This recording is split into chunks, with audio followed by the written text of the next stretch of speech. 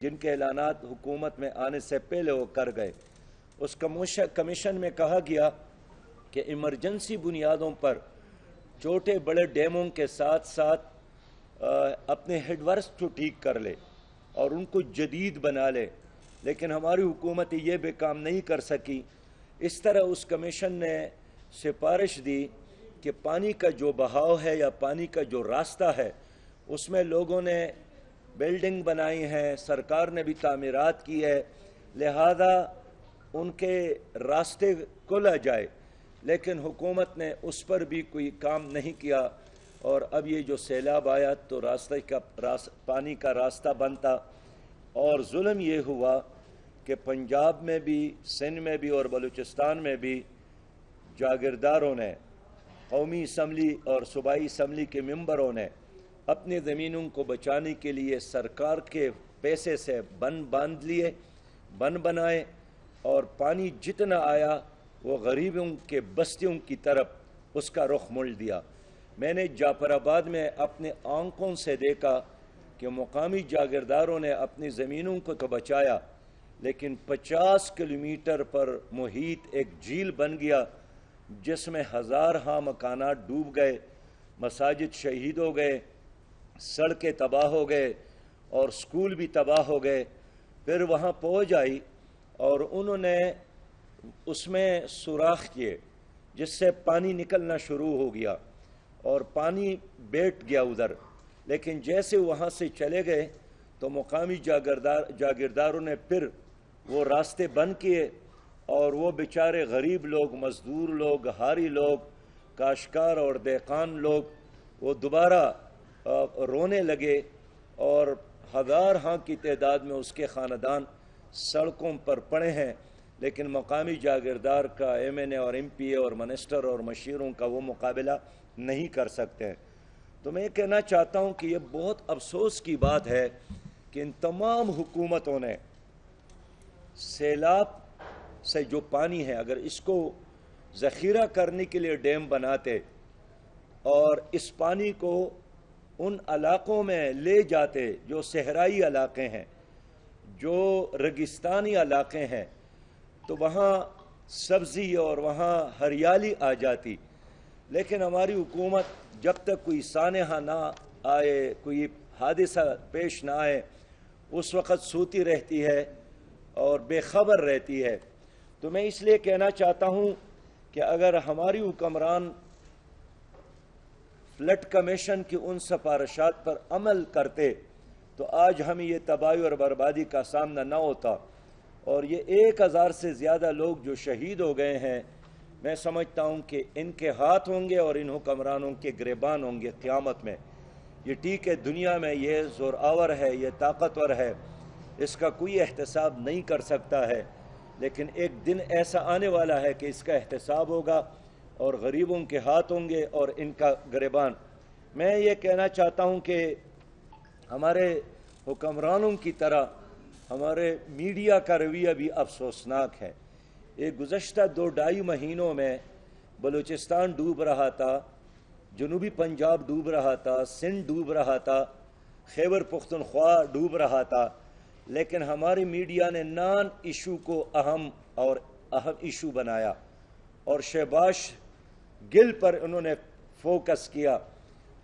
ہمارے اینکرز بھی اس پر مسلسل بات کرتے رہے، ہمارے کالم نویس بھی لکھتے رہے۔ یہ تو بلا ہو بین الاقوامی میڈیا کا،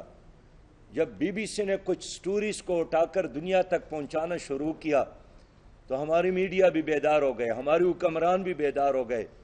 پھر ایشین بینک نے جب متاثرین سیلاب کے لیے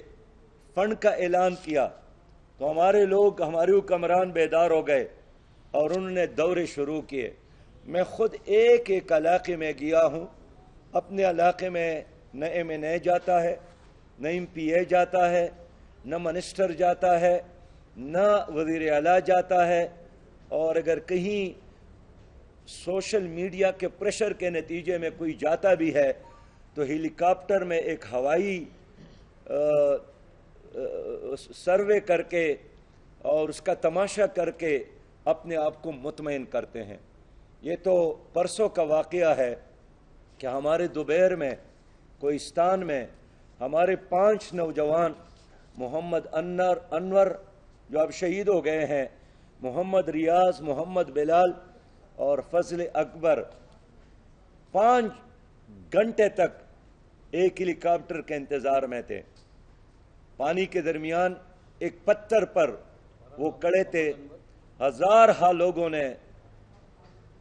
فون کیے، میں نے خود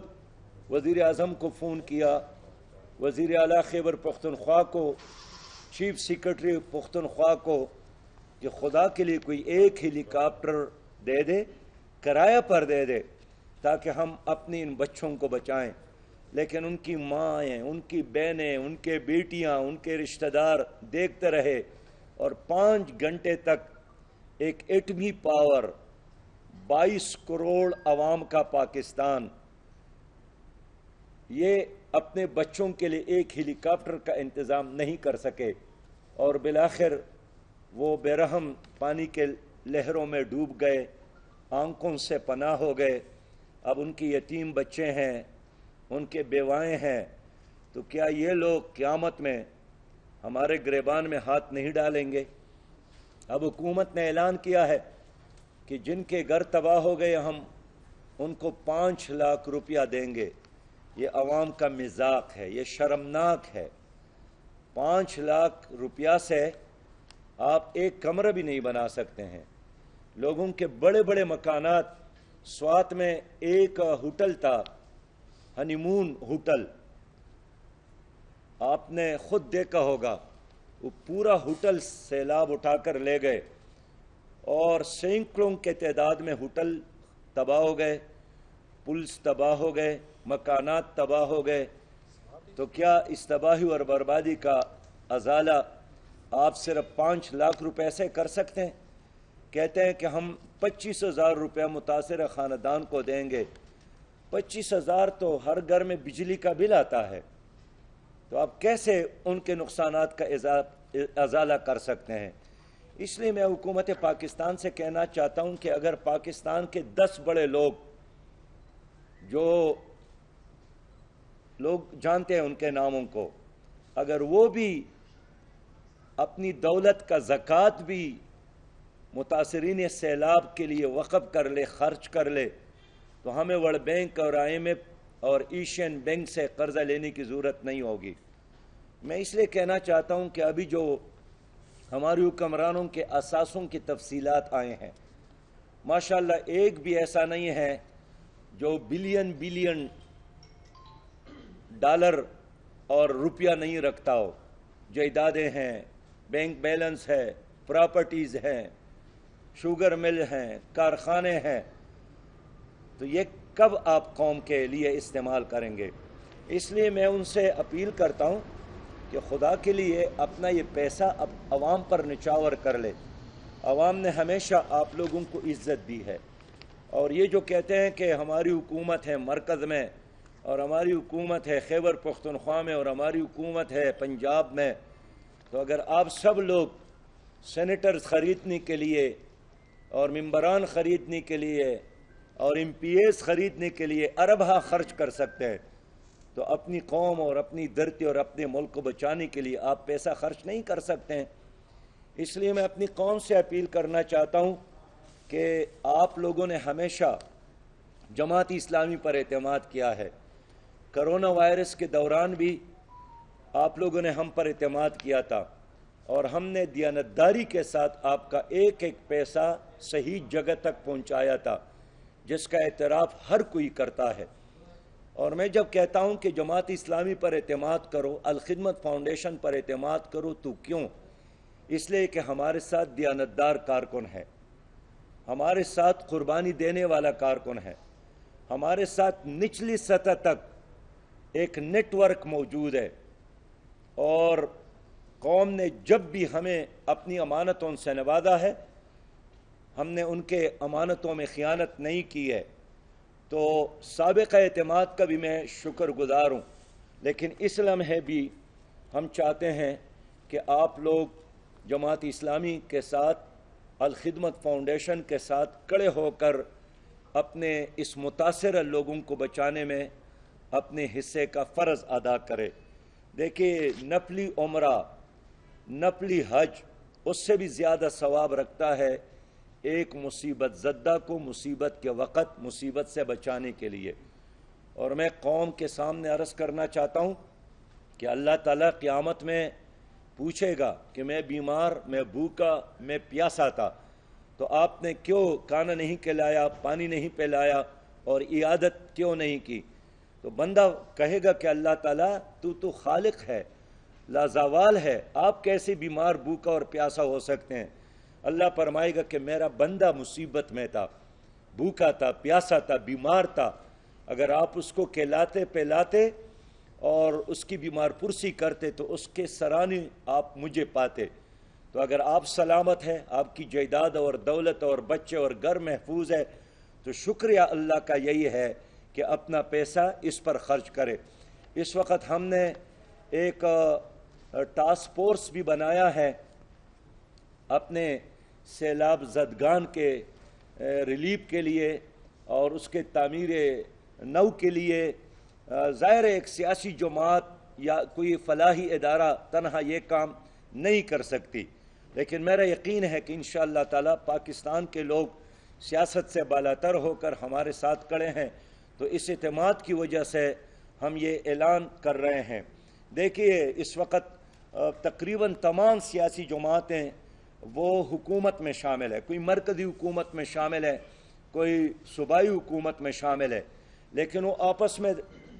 بجنگ ہے، دست بگریبان ہے، اور سیلاب کے دوران بھی وہ اپنی لڑائی چھوڑنے کے لیے تیار نہیں ہے۔ لیکن جماعت اسلامی اس وقت اس لڑائی کا حصہ نہیں ہے، اور ہماری تمام تر سرگرمیوں کا مرکز وہ صرف اور صرف اپنے متاثرہ پاکستانی بھائی ہے۔ اس مقصد کے لیے ہم نے ایک ٹاسک فورس قائم کیا ہے جس کا سربراہ جماعت اسلامی پاکستان کے سیکرٹری جنرل جناب امیر العظیم صاحب ہے، اور اس کے ارکان میں ریٹائر جسٹس غلام محی الدین صاحب ہے، اور جناب عبدالشکور صاحب ہے، پروفیسر محمد ابراہیم صاحب ہے، جناب عنایت اللہ خان صاحب ہے، راؤ محمد ظفر صاحب، اور اس طرح ڈاکٹر محمد اشرف صاحب ہے، محمد حسین محنتی صاحب، اور اندرونی سندھ کے عبدالحفیظ بجارانی صاحب ہے، بلوچستان کے عبدالحق ہاشمی صاحب ہے، اور ہدایت الرحمان بلوچ سے، اور اس طرح اسلام آباد اور پنڈی کی ریجن سے ہمارے ایک مشہور وکیل